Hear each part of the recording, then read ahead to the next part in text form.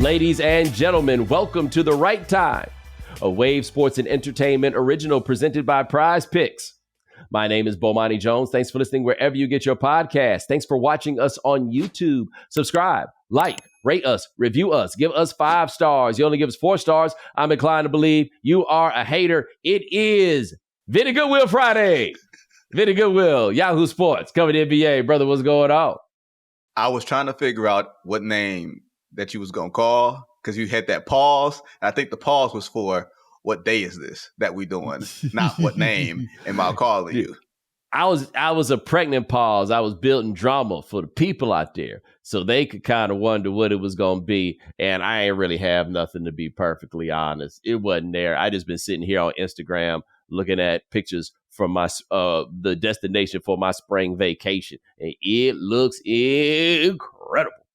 Yeah, I'm looking forward to you basically making fun of me while I'm like in the playoffs. You know what I mean? No. Here's what makes it even worse. I will not be making fun of you during the playoffs. I'll be making fun of you during the most irrelevant time of the basketball season. I will be basking in Asia. You'll be watching late March basketball. Not even at the playoffs or the play-in yet, brother. That's not where you gonna be, and it ain't gonna be where I'm gonna be either. I'm gonna be over there, living the good life. So that's what I'm here for, to be your punching bag. I thought that was usually Joel. I thought Joel was normally your punching bag. That was not a punching bag. Damn, that makes me that dog. This is like the third time somebody has hypothesized that their partner was a punching bag. I gotta change my whole style. Joel be punching me first, just so we're clear. And I won't be doing that. I assume that my friends like it when I am having a good time. That's my assumption. It's home court advantage, though. And it's one of those things that I don't punch when I know the punch coming back is going to be harder. I'll fight battles I can win out here. You know what I mean? Bruh, all I'm saying is we went to Morocco. We had a bomb time in Morocco. Yes, we did. You know what I'm saying? Yes, and we did. I send pictures to my friends because I like to think my friends are rooting for me. Clearly, you're not. That's what I just learned in this. No, did y'all hear that? Did y'all hear what Bo just said to me? He just said where he's going to be while I'm watching late March regular season basketball. Now, what type of friend is you gonna say, "Oh man, you ain't rooting for me. You hating." I could say, Bo went to go see Stevie Wonder a couple days ago. You know what I mean? I could say that and be like, I'm happy for you because I'm not going to be able to go see Stevie Wonder and find out what songs the whites don't like. You know what I mean? Like, I didn't know certain things until you said it. Like, I didn't know that the whites didn't get down with ass. Yeah. I didn't know that. I thought that was a universal thing amongst all people. I didn't know that was a blacks thing. All I'm saying is when I'm in that magical place, I'm just trying to pick up your spirits. That's what I be trying to do. I don't think so. Pick up your spirits. I don't think so. I don't find that very amusing or spirit pick up at all. I live in Michigan. Okay. Dog. That's why I'm trying to pick up your spirits. Clearly, you need it. That's cool. Y'all hear this? Y'all hear this, and y'all tell me what type of friend y'all think Bo is. The type of friend who sends beautiful pictures from beautiful locations. That's the kind of friend I am. You know what I'm saying? When I'm in Iceland, the crew can be in Iceland too. Oh, I wasn't jealous of Iceland. I don't like being cold. Iceland was warmer than Detroit. You should have been jealous. You would have been jealous. Iceland was actually in like the 40s. Iceland when I was there was warmer than New York was at the same time. Oh, damn, that ain't that bad then. Okay. No, Iceland, you would have liked Iceland, boy.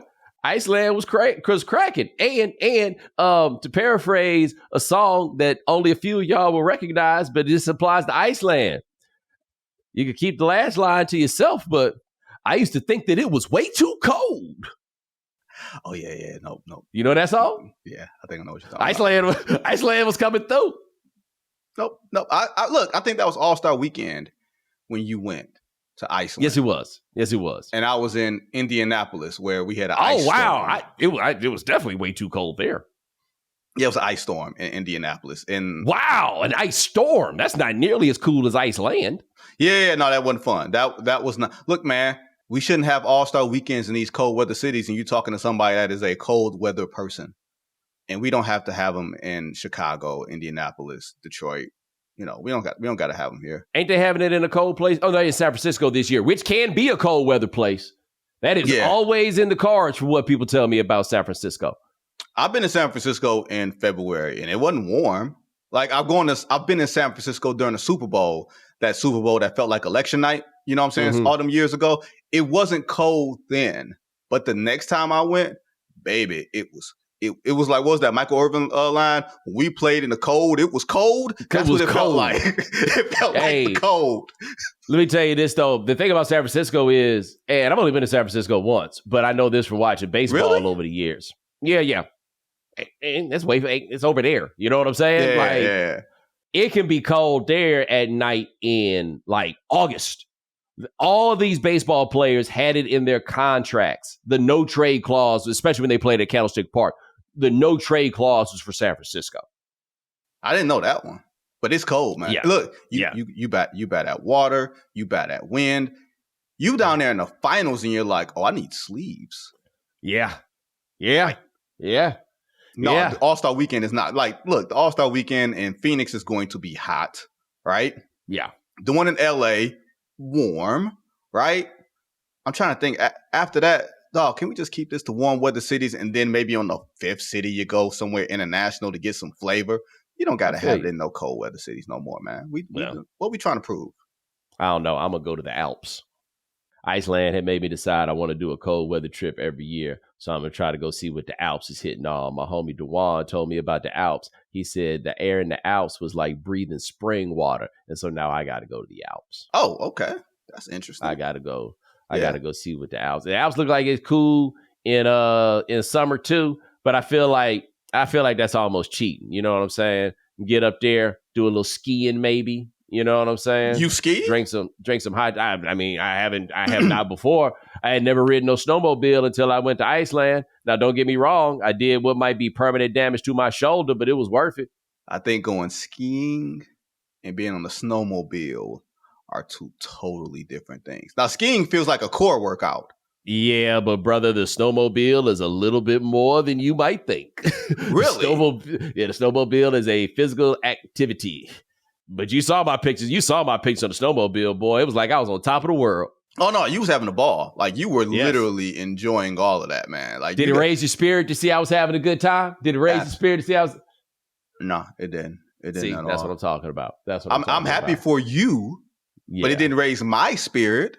Yeah, I was ecstatic for you. Yeah, Detroit versus everybody. Y'all be taking that shit real serious. Y'all be. You are honorary Detroiter at this point. The way you be out here looking up Lions fight songs and talking about we and sending me text messages about the Lions. I don't even think I'm honorary at this point. I think you gave up your seat and I just slid in like his musical chairs. You ain't got the love for Detroit that I apparently got for Detroit. And that's sad to hear. You know what I'm saying? It really, really is. We've been grinding so hard, waiting so long for something this good to happen. And then you're not even going to be here to celebrate it. That's disappointing, man. It really, really is. I personally remember all the way back in 2021, man. It was tough, but I was persevering. I was like, nah, it's going to pay off. Just you watch. You did. And then I looked around and you wasn't there. I wasn't there well before that. Like, that's the thing, dog. I am a man of conviction. When I left, I said I'm never coming back. Like, I thought about this the other day. I have been a non-Lions fan twice as long as I've been a Lions fan, damn near. I quit them when I was 14 years old. And for 14 of those years, there's no consciousness of being a Lions fan. I remember my first Lion game when I was maybe 5. So that's maybe 10 years of being a Lions fan. And I bet they was giving them tickets away for free. Dog, and they playing in the big-ass Silverdome, too. So, and remember, this is the blackout years where if you don't fill the dome, you don't fill your stadium, they not playing your game on TV. So people were like the furniture company would go out and buy tickets and give them away if you bought like a bedroom set or something like that to try to make that blackout thing. Dog, I missed a couple of Barry Sanders 200-yard games because people didn't fill the Silverdome. And all of a sudden, y'all telling me how much y'all love the Detroit Lions. Please. I'm going to learn the words to the song and I'm going to teach them to you, okay? I know the first few words. That's it. I don't know the rest. I don't know the rest. in you, dog. It's in you. It's in you. Never coming back. Never NBA season. NBA season starting next week. You're gonna start the season in LA, right? Yes, I'm starting. That's right. You're gonna be in LA when Stevie Wonder's in Detroit. My fault. Go ahead. With friends like Bo, this is what I'm saying, dog. With friends like Bo, you know what I was happy for you? I was happy for you when you were at Madison Square Garden watching Stevie Wonder. I was happy. I felt the warmth when you sent me the videos of him doing As in Another Star. You know what I mean? I felt it. Right? I felt it. I appreciated that. That made me feel like me and Stevie was, we was there when you got to talking about the set list on your YouTube show. Go check that out for y'all if y'all haven't seen that. It's a hitter. I got you merch. You got me merch. We good. Look, I ain't always looking at you saying, man, why you sending me this shit? A lot of times I'm legit happy for you. I was happy for you then.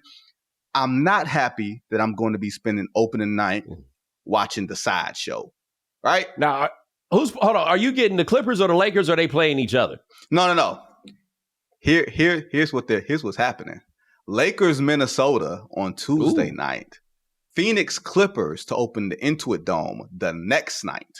So I'm gonna be there for a couple days, for a couple games. But it's not like, hey, Vinny, go to LA and go watch Ant-Man. It's go to LA and go watch Brian and Bronny. Does that make you really feel good? So I was going to try to leave Bronny alone. We can, this, right? We can. No.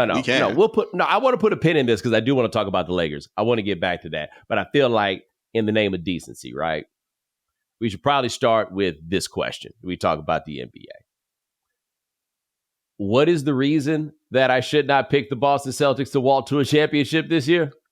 Aside from we haven't had a repeat champion and the Celtics had health and continuity on their side last year, and this year they just have anger and spite on their side this year. But how often does a champion have anger and spite? 2004 Pistons and going to the next season? Yes. Right? They're the only ones that I could think of that could come away feeling some measure of disrespect. What's amazing about this disrespect with the Celtics, and we've talked about this before, everybody does the they don't believe in us card. And it's kind of annoying when it's guys like Jayson Tatum or Jaylen Brown who play that card. They have a legitimate point. They have a legitimate point to come off feeling like they were disrespected. Derek White, not you, sir. In fact, I can imagine practice for you being very difficult because the disrespect that was given toward those other two guys, it was disrespectful because Derek White was getting 8 minutes. Man, look, if you are Jayson Tatum, and I've heard from people at USA Basketball, like who were there, right? Not like media people, but people who were there, that Jayson Tatum was like, man, I'm the best player here. Why am I not playing? He legit thought that he was the best player. Like, not like historically or anything like that, but he thought because of what I did with the Celtics, I'm the best player here. Now, granted, there are very small instances where the best player on the best team does not have a case coming off a championship where he can have a reasonable claim. You know what I mean? Reasonable claim to, like when Tim Duncan won them titles, he could say I'm the best player. Hakeem Olajuwon said, I can say I'm the best player. You know what I mean? Like there's like Isaiah Thomas was close enough to it in those championships, but that's a world where Michael Jordan is living. But you know I was about to say, he could claim like after you saying ain't nobody faster than me, which is a hell of a thing to be able to claim. Right. Jayson Tatum, it's a lot of weeds to wade through before you have the argument for him to say, I'm the best player in the world, or I'm the best player in the league, or I'm the best player amongst the 12 guys here. And the bad part for him is, Bo, the two dudes he's playing in front of him are demonstratively better in a small sample size. The question is... Hold on, which two are you saying there? Kevin Durant and LeBron James. Gotcha. The question that I will give Jayson Tatum some grace on is, over an 82-game season, given health and everything else, would you rather have Jayson Tatum, LeBron James, or Kevin Durant? Correct. And that's where his that's where For 82? I'd rather have Kevin Durant. But how many? I'd rather have Kevin Durant. Okay, how many years is it going to take you to get 82 games with Kevin Durant? 1.5, maybe 2? I think. Like, that's my only concern. He played a reasonable amount last year. Like, he didn't have the big injury last year. He had the big injury when he first, when he slipped on his ankle, or he turned his ankle right when he got to Phoenix. And he played 75 games. That's what I'm saying. My bad. He played a lot of games, and look at that efficiency. Look at how well he played, and now they got a point guard, which means Kevin Durant will only have to take one dribble half the time. So that's why I say I'm probably taking Kevin Durant first. That's interesting, because I still feel like at this point, are you probably not getting a lot more defense out of Tatum than you are out of Durant? I think the rim protection from Durant, because you can sit him down in the last third, the last third of the floor, and he can come and do some weak side shot blocking and all that. I still think Tatum's a better all-around defender because he can move his feet. But I don't think that KD is like coming up short on that end. And he's more reliable offensively. Call it what you want about Tatum. He's the most reliable offensive player, like, outside of Kareem Abdul-Jabbar, maybe, that has ever walked the face of the earth. I guess LeBron is up there too. But there's something that just feels so much more automatic. I feel like Kevin Durant will be able to score 20 points a game till the day he dies. Yeah, I mean, put it like this. There was this one thing during the pandemic where everybody was all scraping a barrel. And it was like some graphic, I think ESPN had put up, and it was like Michael Jordan, Kobe Bryant, LeBron James, and like a fourth shadowy figure that they didn't name. And it says, with a game on the line, who do you want taking the last shot? And I tweeted something like, Michael Jordan's going to get the shot that he wants. Kobe Bryant can hit any shot on the floor. The answer to this question is Kevin Durant. 7 feet tall with a handle. Yeah. And whatever he's lost in quickness, because you go look at that Oklahoma City film, and he was bouncy and quicker. Like, whatever he's lost, it ain't that much to where you can really take advantage or exploit him offensively. Like, you may be able to catch his jumper because you might be able to strip it on the way up, but you ain't catching it at the top. You ain't bothering him, and he's still so damn efficient. All he needs is a point guard, and now he got one. It's like not just a great point guard, you give him any old point guard, and he gonna be fire. So the question I ask, Jayson Tatum or Kevin Durant in an 82-game season? Who you taking? Man, I think for 82, I'm still taking Tatum, because what I need from you in 82 just ain't that important. Okay. With that, are you telling me that you agree, or you're riding with the Philadelphia 76ers plan of Joel Embiid is going to sit back-to-backs, Paul George is going to sit back-to-backs, and that's a recipe for a championship? I think I said the performance in the 82 isn't that important. I don't mean that what happens in the 82 is not that important. And that's an interesting question that we will answer on the other side of this here break. The NFL is back in full swing, which means you can turn $10 into $1,000 in a single game watching your favorite teams only on Prize Picks. You can make a Prize Picks lineup in as little as 60 seconds. Sign up today and get $50 instantly when you play $5. You don't even need to win to receive the $50 bonus. It's guaranteed. Quick withdrawals, easy gameplay, and an enormous selection of players and stat types are what make Prize Picks the #1 fantasy sports app. But rather than hear from me, let's talk to somebody who uses Prize Picks. Shaw, how are the picks going for you? Bo, the picks have been picking. You can obviously hear my picks at the end of each episode, but with Prize Picks, you can also play with celebrities like Drewski, Joe Budden, and MMA champ Sean O'Malley. You can now find community plays under the promos tab of the app to view entries from some of the biggest names in the Prize Picks community each week. So, if you'd rather just hear from me, that's fine too. There we go. So make sure you go to prizepicks.com/Bomani and use code Bomani for a first deposit match up to $100. That's prizepicks.com/Bomani. Prize Picks, daily fantasy sports made easy. Sean, you got any trips coming up? I know for me, I'm starting to book out my travel plans for next year, and I'm excited to use Viator again.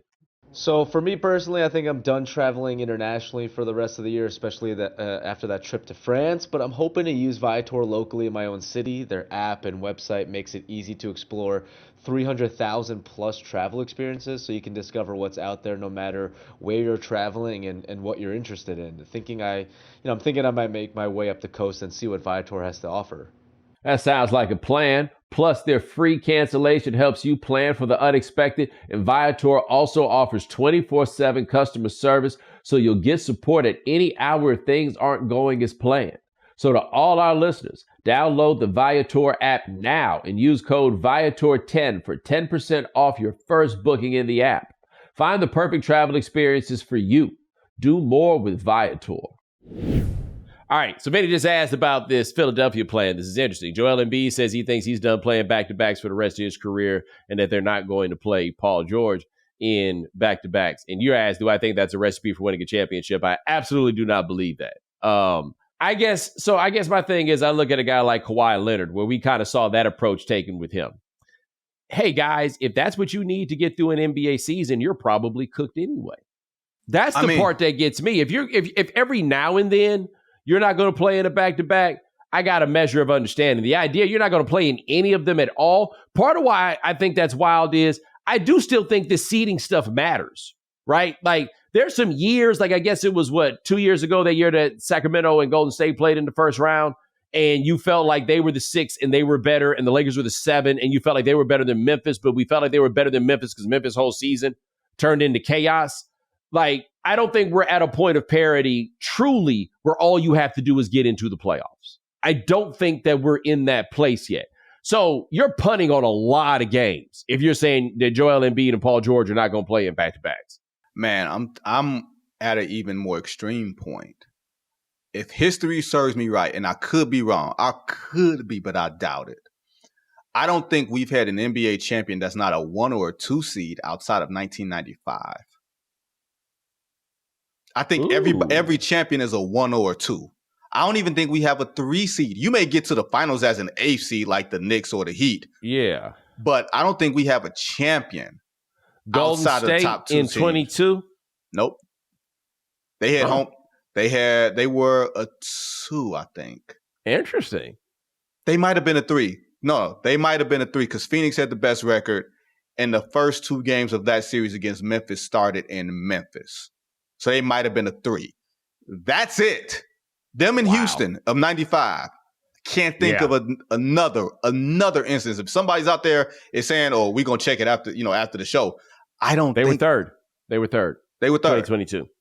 I don't think there's another one. So I don't think. And add to the fact, look, New York, we don't know what type of regular season team New York's going to be, but Tom Thibodeau don't take his foot off the gas. Boston just won 64 games this year. I don't think that Boston's going to win 64 games, but I don't think they're going to fall that far off the pace.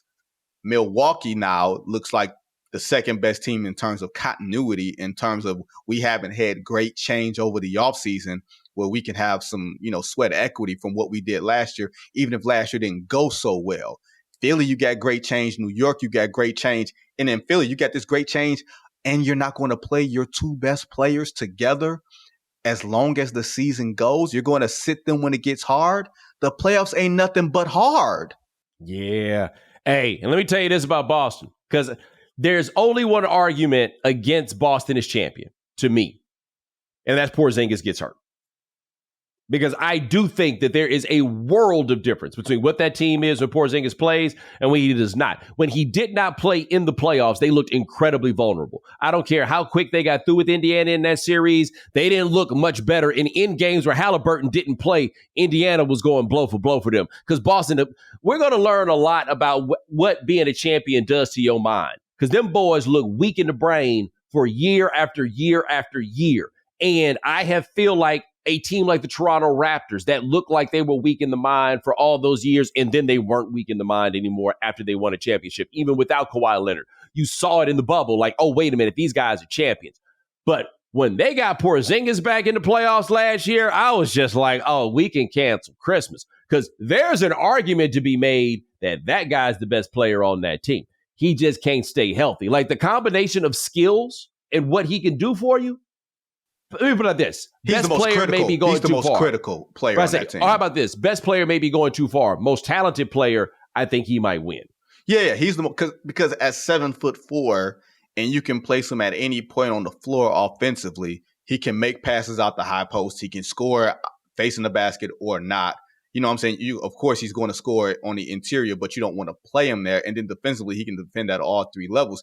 He unlocks all the things that the Celtics have needed over the past few years. Like you didn't see, like you said, that mentally fragile team anymore. And when you win a championship, especially after sort of battling through to get there, there's sort of arrogance that comes like the next year. You know what I mean? Where you win games just by showing up. You're going to win 10 games the next year just by showing up and looking across the way, and they're going to see the champions, and they're going to say, we're not going to compete beyond 2.5 quarters or maybe 3 quarters. You're going to bank those games, right? And then there's going to be the games that you feel challenged, and you're going to have to actually show up. And then the regular season just becomes this exercise of keeping yourself in shape, keeping yourself healthy, keeping your mind sharp so you are ready for the playoffs. I mean, look, we got a lot of things to say about Joe Mazzulla, but I don't think he's going to be a dude that lets up or doesn't create things to go after. Because that dude is I say it's affectionately, that dude's a weirdo. Yeah, I don't know if he even has to create things. Like, it's not appropriate for me to speculate on things about him that to me seem to be readily apparent. I'm just saying, he seemed like the type of guy that can lock in on a task. Yeah, where you go? Yeah.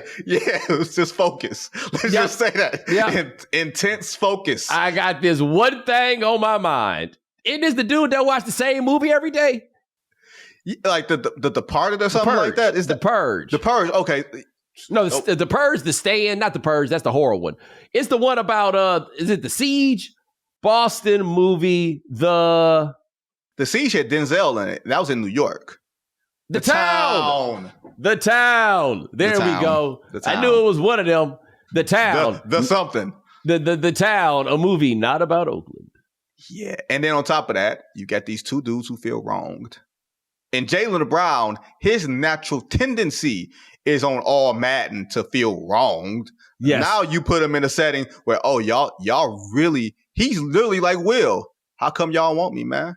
Hold up. You know what would be the funniest thing that could happen to the Celtics?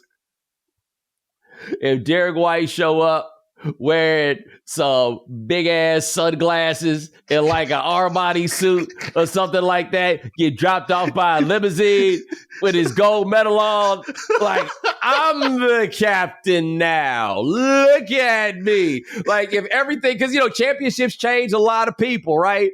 Derek White done gone back and played in the Olympics, got some burn, got some confidence, being treated as the same level as those guys on that team. And what if he come back and be like, look, a lot of guys in here have rings. Only one dude in here got a gold medal, and that's me. Two. No. Three dudes. I'm sorry. Jayson Tatum has a gold medal. Jrue Holiday. I won for him. Jrue Holiday also forgot about Jrue Holiday. You know what that means? So you know what that means? That makes those players only meetings very interessante. Yes. Because you're going to have these two dudes talking, hey, y'all, this is what we need to do. How would you know? I got international gold. I forgot Jrue Holiday was on that team. But Derek White be like, I'm sorry. I just don't feel like anybody who don't got no gold medal, you can't really be talking to me like that. Like, you have not proven yourself. And then Jayson Tatum come in and be like, hey, yeah, right. But like, let's be real about this. Like, you owe me for that medal. You Jack Haley. Yes. You was there. Yes. Like, don't get me wrong. Sometimes I would come out of the game and my head would be all sweaty. And you was right there with that towel. And I appreciated that. Everybody got a role. Everybody got to contribute somehow, some way. And you did that. Hey. I remember that. You know what they're going to tell Jayson Tatum once? Pipe down, Pritchard.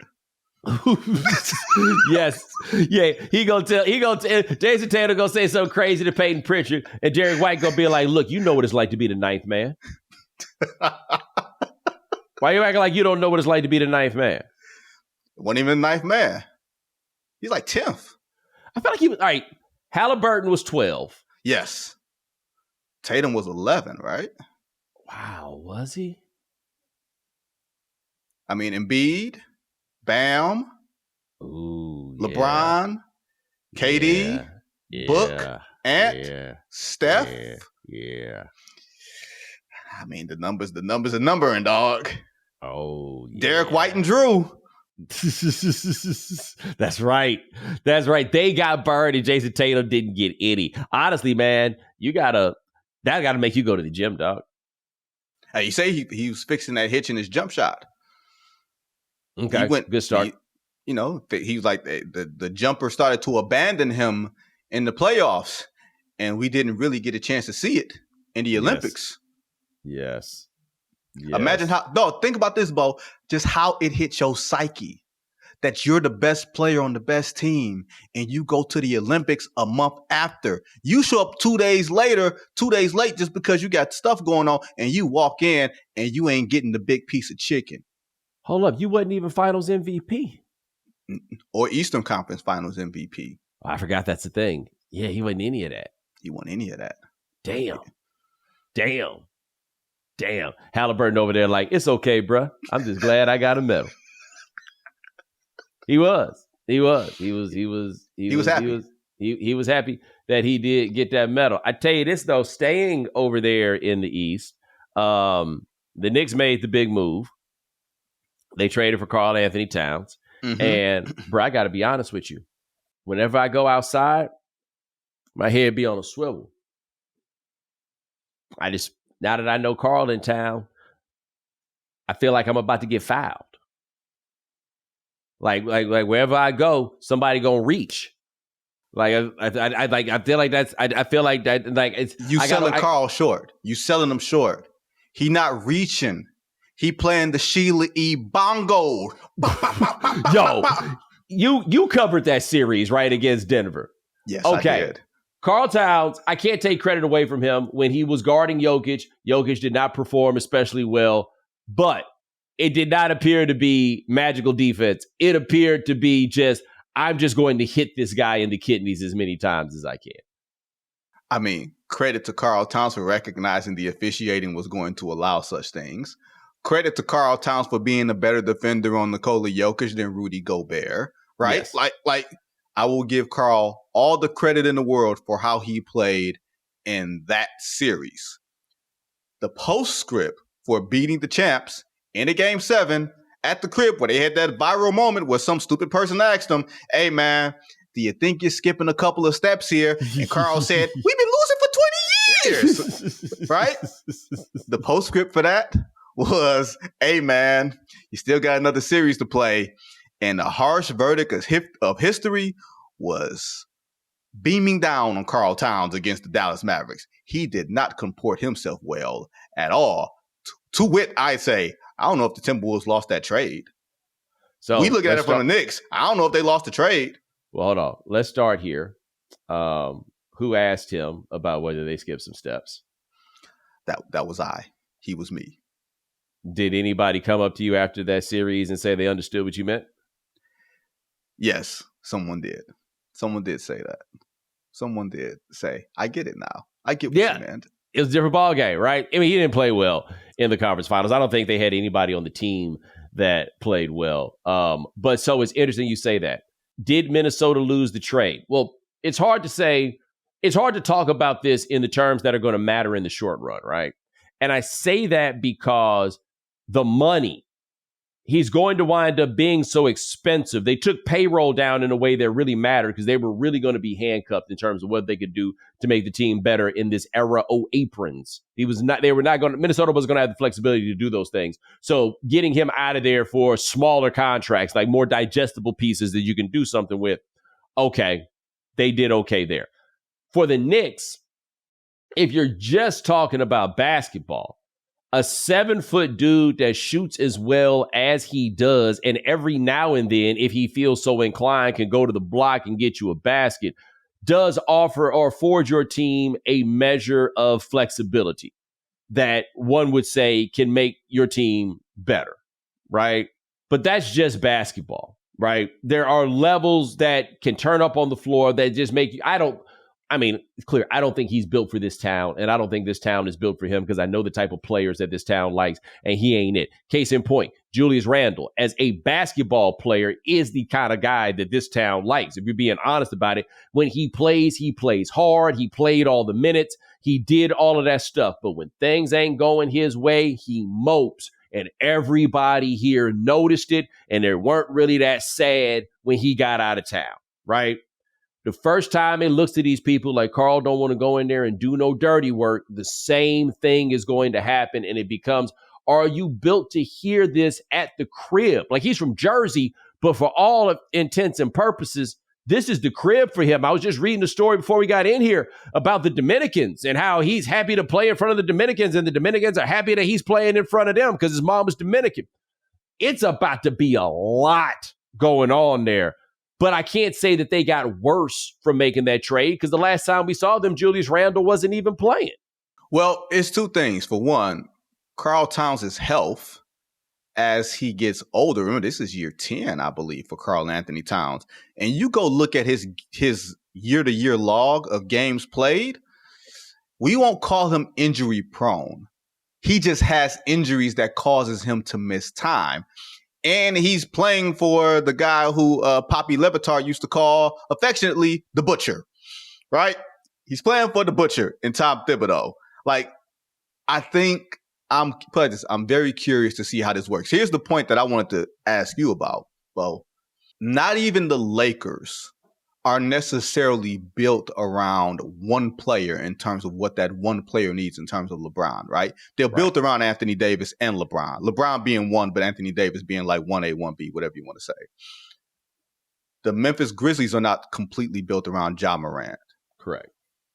The New York Knicks are completely built around Jalen Brunson. Like, oh, Jalen Brunson needs space. Okay, let's go get wings. Jalen Brunson needs more space. Let's go get maybe the best shooting big in the league. You can't even say the champion Celtics are built around Jayson Tatum. They're built with Jayson Tatum. You know what I mean? They're built with Jaylen Brown. But only the New York Knicks and Giannis, right? I was about to say Milwaukee, I'd say, is very much so built around Giannis. And then you could say Philly built around Joel Embiid, but in a different sort of, right. But the Knicks are completely built around Jalen Brunson, a 6'0" guard. That's 6'2". 6'2". Let's give him his 6. Okay. Yo, I told you, I thought that dude was 5'11" forever, and then I looked it up, and I was like, oh damn, he's 6'2". This completely changes the way I view him as a guy that could be the best player on your team. I mean, look, man. Okay, at 6'2", he's nestled in between 6'1" Isaiah Thomas and 6'3" Stephen Curry. The only two players in modern NBA history where championship teams were built around those two dudes. Is Jalen Brunson the third? Is he the third dude in that? No. You raise a fair point. We're going to take one more break, come up, probably talk about some teams in the West. Hey, I love a great deal as much as the next guy, but I'm not going to crawl through a bed of hot coals just to save a few bucks. It has to be easy. No hoops, no BS. So when Mint Mobile said it was easy to get wireless for $15 a month with the purchase of a 3-month plan, I called them on it. Turns out, it really is that easy to get wireless for $15 a month. The longest part of the process was the time I spent on hold waiting to break up with my old provider. And if you don't believe me, Sean, tell them how easy it is to sign up. To get started, go to mintmobile.com/Bomani. There you'll see that right now all 3-month plans are only $15 a month, including the unlimited plan, and all plans come with high-speed data, unlimited talk, and text delivered on the nation's largest 5G network. You can use your own phone with any Mint Mobile plan and bring your phone number along with all your existing contacts. So to get this new customer offer and your new 3-month premium wireless plan for just $15 a month, go to mintmobile.com/Bomani. That's mintmobile.com/Bomani. Cut your wireless bill to $15 a month at mintmobile.com/Bomani. $45 upfront payment required, equivalent to $15 a month. New customers on first 3-month plan only. Speed slower. Above 40 gigs on unlimited plan. Additional taxes, fees, and restrictions apply. See Mint Mobile for details. Peloton is more challenging than most people think. You've been watching the show. You know I put on some muscle, and it's literally all thanks to Peloton. Peloton got your boy in the gym, and it's been one of the best things I've added to my weekly schedule. There's so many challenging programs to choose from, and Peloton even helps the top athletes get ready. Their custom strength workouts for the gym keep you on track to push your limits every time. Peloton is also a place to keep the spirit of competition alive.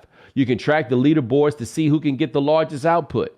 Peloton classes and instructors like Alex Toussaint are designed to help focus on your needs and goals. Whether you prefer to run outdoors, row, or ride at home, or strength train in the gym, Peloton has something for you. I genuinely use Peloton, and I'm actually getting the results I want thanks to their great programs. So if you want to join Peloton, head on over to onepeloton.com and get started on your fitness journey. Find your push. Find your power with Peloton at onepeloton.com. All right, we coming back over to the West. Sorry about the rest of you in the East, including Milwaukee, who I do think is a very fascinating story because I have no answer for you for how good they are supposed to be because they got a lot of old dudes. Dudes that you don't think about as being old, but that's right, Dame Lillard and Chris Middleton. I'm talking about y'all. And Brook Lopez, man, he is pushing way past Tio and about to hit Abuelo. I've been taking Spanish. I mean, Giannis is turning 30 this year.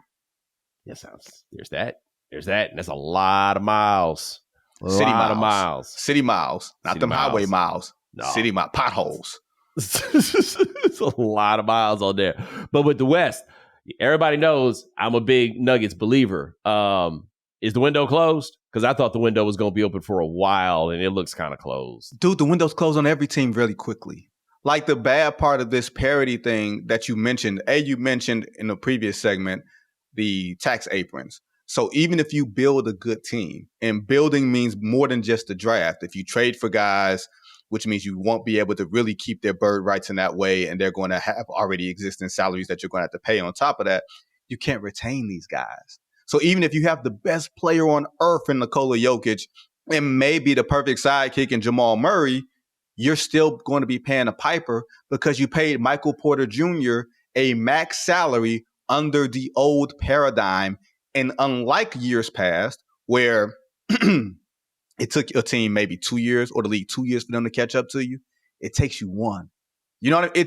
It takes the league 1 year to figure out some level of antidote for what you do best and close those margins. On top of the West just being so damn stacked.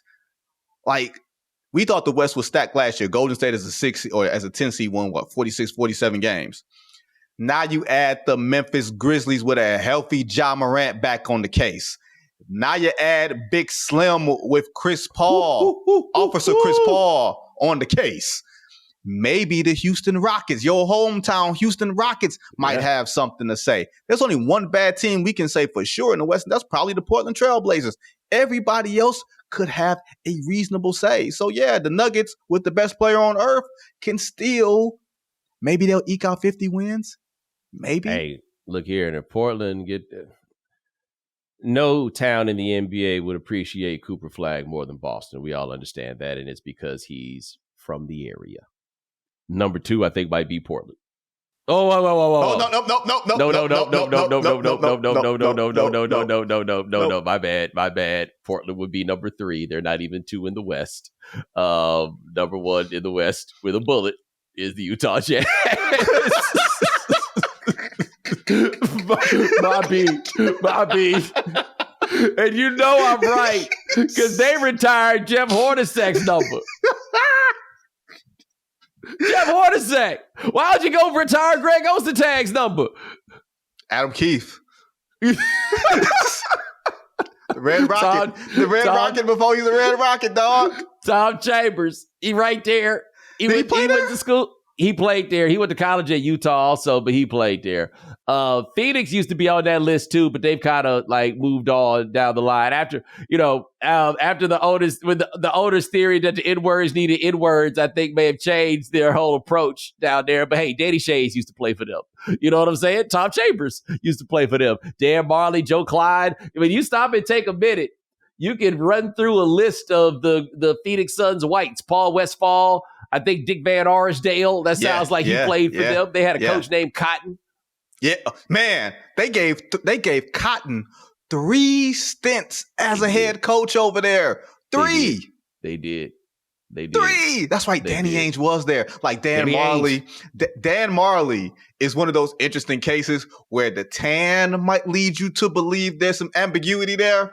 No, there's not. There's kind of like I used to feel about my man Tom Tolbert, does the radio now in San Francisco. When I was a kid, he had like curly. Like, I'm from Houston, man. You know, a lot of phenotypical, like some interesting Punnett squares that go on there. And for some reason, he had a curly hair thing at one point. I thought Tom Tolbert was black. You know who didn't think Tom Tolbert was black? Larry Bird. Tom Tolbert said the first time he played against the Celtics, they had him guard Larry Bird, and Larry Bird was like, "Whose man is this?" Yeah, him. All right. Steve Nash won 2 MVPs. That's right. Steve Nash had, in Phoenix and had 2 stints. Had 2 stints. I mean, you can name a lot of white wines. You can name a lot of white Zinfandels. Did not realize that they had such an array of whites. I stopped and ran through it in this moment, like, and of various stripes of various sorts. But I got no idea who I think is going to win the West. Like, I just feel like we're going to see how it goes. Dallas went to the finals last year. I can't forget that. I don't know how repeatable that was. The factors are repeatable, right? You've got the superstar. You have the supporting player, Kyrie Irving, sneaky getting up there, 32, 33 years old. I was about to say, right? This is year 14. Right? The question becomes, are the bigs ready? Derek Lively, who I think is going to be a stud. I think he's going to stretch that range out to becoming a 3-point shooter, even if I don't think he should. I think his game is going to take him out there. Like Daniel Gafford, I don't think they got lucky in getting to the finals. Like when you beat Oklahoma City, the best regular season team in the West, and you beat them in 6 games, I tend to respect that, right? Do I think they would have beat Denver had Denver gotten out of that series? I'm not sure. But the answer to the question of who would you most believe in, A, is the healthiest team, and B, probably the youngest team, and those teams are one and the same in Oklahoma City. And I'm not trying to plant my flag in June in Oklahoma City. It's hard to get there. It's hard to do stuff there. But I feel like that might be the answer if we can't assume that Dallas or Denver or Minnesota, who I think might have gotten better in that Karl Towns trade. And they have the guy. And I think that if there's anybody who is set to take a leap from the Olympics, it is the guy who went from the postseason where he eliminated his hero to a summer in Paris where he realized that his hero was actually his peer now. And that's Ant-Man. The things that people used to say about him defensively last year, when I was putting together my all-defense ballot, and I'm asking coaches, because you're looking at the stat can only tell you so much. And I'm like, who would you put? And half the guys would say, Ant straps it up. And you'd ask other guys, and they would say, Ant doesn't pay attention off the ball. So you're kind of caught in that spot, right? I tend to think the attention to detail caught Ant this summer, playing with all those dudes, playing with the Devin Bookers of the world who play his same position, and then playing with the old dudes. And it's probably like, oh, man, these dudes is good, but they ain't better than me. And even if they are better than him, they can't reach the top. They can't reach the top as often as he can reach it. This dude is still, 22 years old.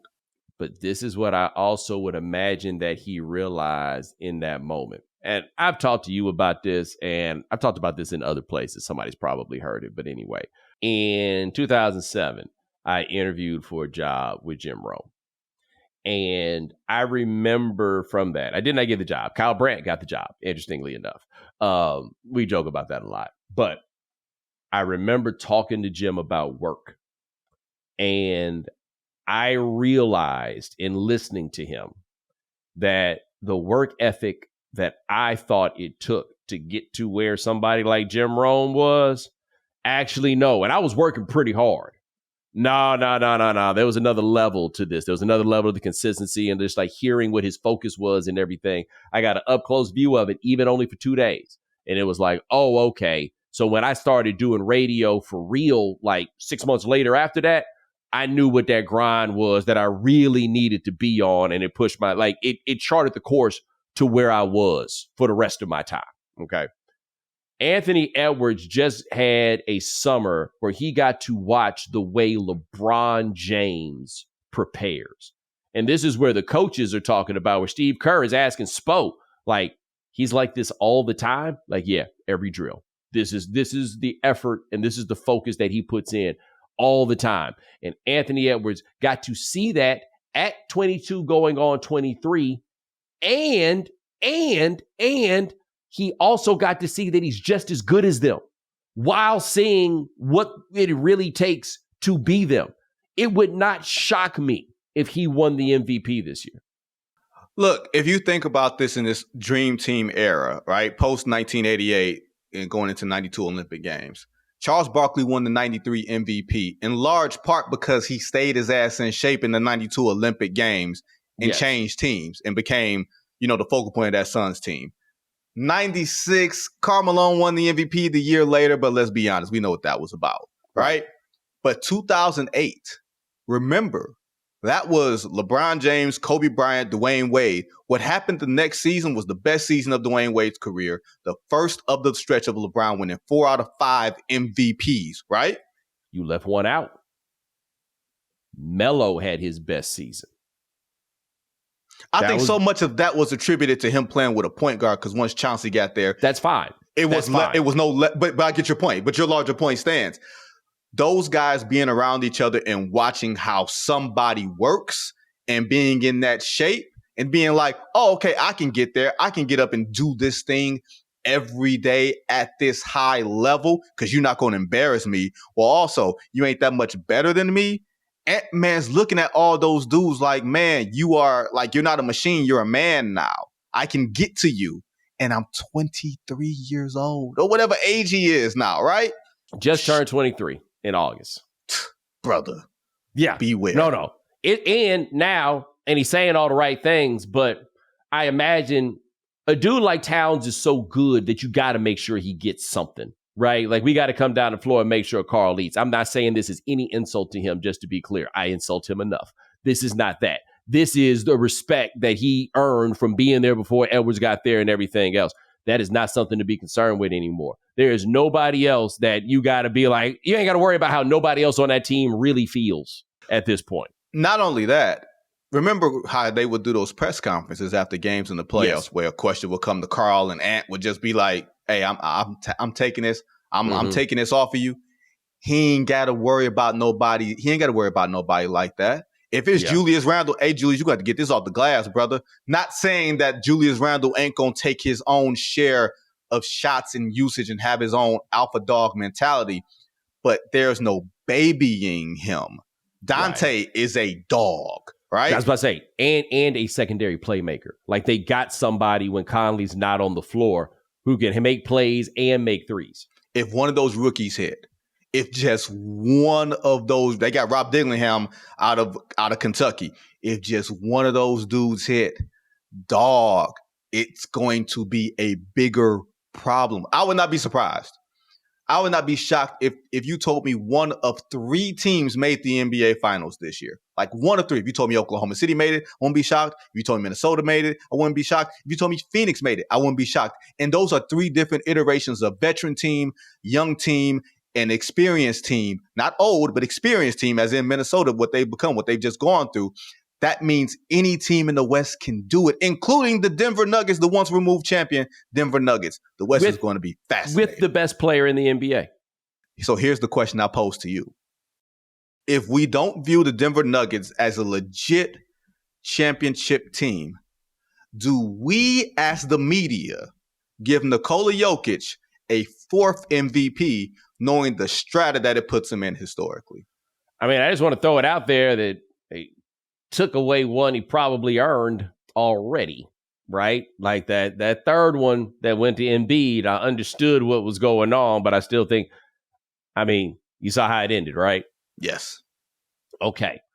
We will see. I don't think the media should think about those things when putting in those votes, but by the metrics that have been most strongly correlated with who wins MVP, Jokic has been that guy for 4 straight years.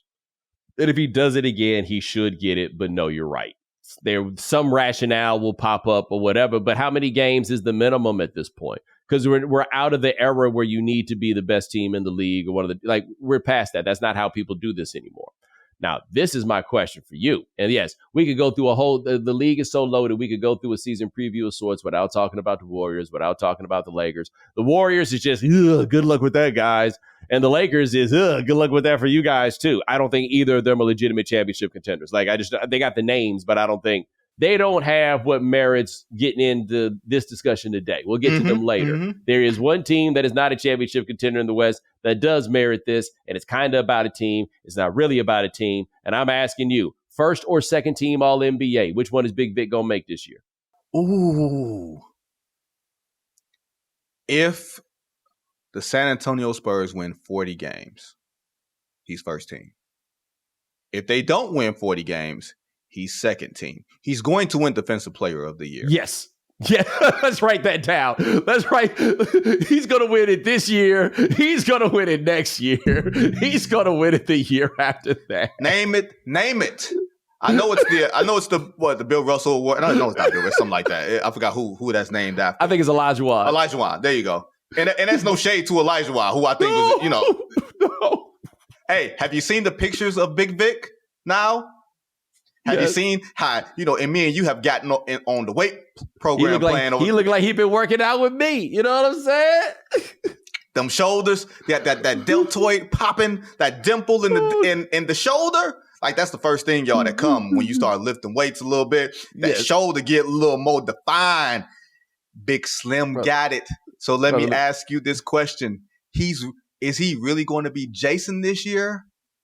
Like in your nightmare, like just out there, like I'm the president, or is he Freddy Krueger, where you don't want to fall asleep, dog? It's you like want to close your eyes. It's like he the nighttime, like he's just everywhere. Like watching them clips from last year with them dudes, it looked like me playing against my brother. Like, and my brother's 13 years older than me. You never think you got to lay up, right? Like at every step of the way where you get up in basketball, the thing that happens is you got less time to do everything, right? Like you can't think about it. You just have to go and do it. And then you get to a point where you're not thinking about it, feels like doing it at every turn. And then I imagine the NBA. I just can't imagine like how small the lag time is that you're allowed before you like making decisions about shooting, passing, all of these things. And these dudes who are at this level are out there like, I can't get a shot up fast enough. It's not possible. NBA players are like, oh, no, somebody else shoot it. And then somebody else think they got it. And they're like, oh, no, not me either. And then next thing you know, the ball's back out 17 feet away from the basket. And that dude don't even want to take a jumper. Just hold him up in one dribble. That's all he's going to be telling them. Hey, man, if the ball swings from my side of the floor to the corner to your side of the floor to the corner, don't worry. Just hold him up for one dribble. Vic, that don't make sense. One dribble, dog. I'm going to get it. Once you let him go, sprint the other way because I'm going to take it off the glass and you're going to get a layup. Okay, Vic. Trust me. What's the dude? Juntao, what's my man's name? With the hair? What is Cisco's name? Sohan. Sohan. Jeremy Sohan. Yeah. Jeremy Sohan. Number 10. Yeah. Hey, dog, you want 15 points a game? I got you 5. I'm just going to pin it off the glass and throw it up the floor. Keldon Johnson, you too, dog. All of y'all, don't worry about taking those shots. Outlet pass. Just get down there. The greatest, I'm going to get you a oop player in the history of oop throwing. Yes. They're going to hate Chris Paul. It's not going to take very long before they hate Chris Paul. They might hate him now. This training camp. That's about to say they barely seem to like Vic. But I just can't imagine for Chris Paul might like make the magical comeback to lead the league in assists again. Do we graduate Chris Paul to Sarge now? I know that was our nickname for Jim Boylan, but is Chris Paul Sarge at this point? Yeah, he's Sarge. He's Sarge. Okay. He's Sarge. He's at that point. But he gonna be throwing them oops to that boy. I can't wait. Wait. I'll give it to Chris Paul this because I know we got to wrap. Chris Paul is going to be 40 years old in May. There is no real archetype for a 40-year-old point guard at his height being reasonably effective, which I think Chris Paul is going to be. Like, he's one of the greatest floor raisers. Yes. In NBA history. You get Chris Paul, your program is going to be streamlined. Your players are going to be on time. They're going to be getting their shooting drills in order. They're going to get their layup lines right. He going to get your program running right. Like, he is scared straight in terms of basketball. If you don't chill out, I'm going to send you to Chris Paul. No, don't send me to Chris Paul. Look, that sounds like an insult. But trust me, that is a great compliment I just gave Chris Paul. A huge one. No. This is going to be quite a season. That is Vinnie Goodwill. Check him out at Yahoo Sports. Also, check out The Good Word with Goodwill. I will be on with him next week for his season preview, so check that one out. My brother, I appreciate you, man. Yes, sir. Sean, you got prize picks for the people? Sure do, Bo. Full slate of NFL games this Sunday. Jayden Reed, 0.5 rush reception touchdowns. I'll take more there against their matchup against the Texans. T. Higgins been on a nice roll, so I got 0.5 rush reception touchdowns. I'll take more there. And Derrick Henry, 93.5 rush yards. He's been on a tear, and he's going against the Tampa Bay Buccaneers. So, again, as the audience knows, I'll take more there as well. Well played. And ladies and gentlemen, thanks so much for joining us here on The Right Time. We do this 3 times a week. That is Sean Yu. He handles everything behind the scenes. Thank you, sir. Also, remember, check out our YouTube channel. Lots of YouTube exclusive content, concert reviews, and media reactions to big sports news. Check that out at The Right Time YouTube channel. Also, hit the voicemail line, 323-596-7767. 323-596-7767. Complete this sentence. You don't want to fight blank. People in your life, there's some demographic that you have figured out, you don't want to fight nobody like that. 323-596-7767. Remember, follow The Right Time. Subscribe, like, rate us, review us, give us 5 stars. You only give us 4 stars, I'm inclined to believe you are a hater. And we'll talk to you guys in a couple of days. Take it easy.